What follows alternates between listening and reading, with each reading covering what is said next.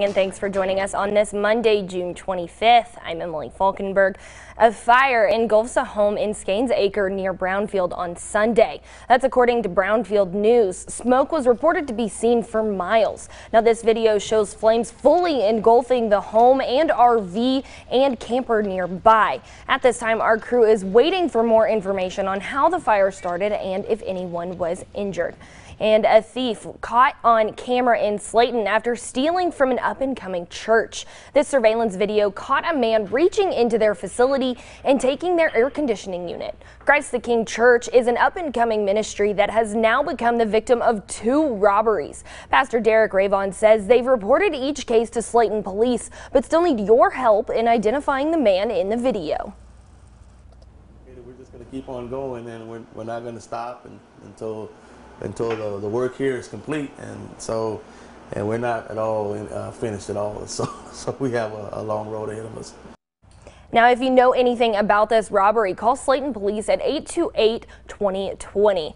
And for the 29th year in a row, Mike and Marty Greer held the Buffalo Springs Lake Half Ironman Triathlon. Sunday marked the hottest day in over a year at just 108 degrees. Racers swam over a mile, biked almost 60 miles, and ran a half marathon. Participants say they had to stop at just about every station to just pour water or ice on themselves and hydrate. UMC EMS told us they had about 170 patients because of the heat exhaustion, severe exhaustion, and injuries on the course, but competitors still pushed through the race. A veteran triathloners called one of the toughest courses in the U.S. Ice inside my cap, 3 bottles of water, or cups of water on my back at every mile, and half a Gatorade at every mile station.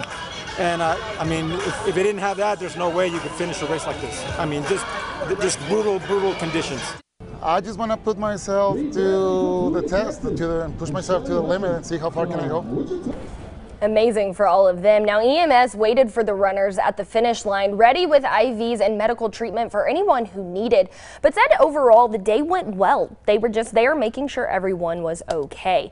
Now, fireworks sales begin on Sunday for 4th of July holiday, but officials want you to be mindful of our drought and the burn ban. Lubbock County commissioners making the decision earlier in June to allow fireworks sales, but they're asking owners of fireworks stands not to sell fireworks with fins and rockets, as those types of fireworks can fly and could end up in a tree or something that could spark a fire. Now, many fireworks stand owners are still selling these items, so they just say to make sure you have water or sand around just in case. And remember that fireworks are illegal within the city limits, so you must set them off in the county. And an investigation into a deadly crash will close down I-27 near the airport this morning. The closure will start at 9 and be wrapped up around 3. TxDOT crews will be remapping this deadly crash that killed Joshua Egloff in a rollover on Monday. DPS troopers say he lost control of his car and hit a pole, causing his SUV to roll. Egloff was thrown from the car, and DPS is working to determine if speed is a factor in this crash. And mark your calendars for this Tuesday, the 26th. District 4 Lubbock City Councilman Steve Massengale will host a public safety town hall meeting, and it will be held at Lubbock ISD's Miller Elementary School at 5:30 p.m. Now, it was a hot weekend. I was inside most of the day Sunday at an event, and I walked out at about 5:30, and oh my goodness. It was so bad yesterday. So bad. We reached 108 degrees here in Lubbock, and the record was 110.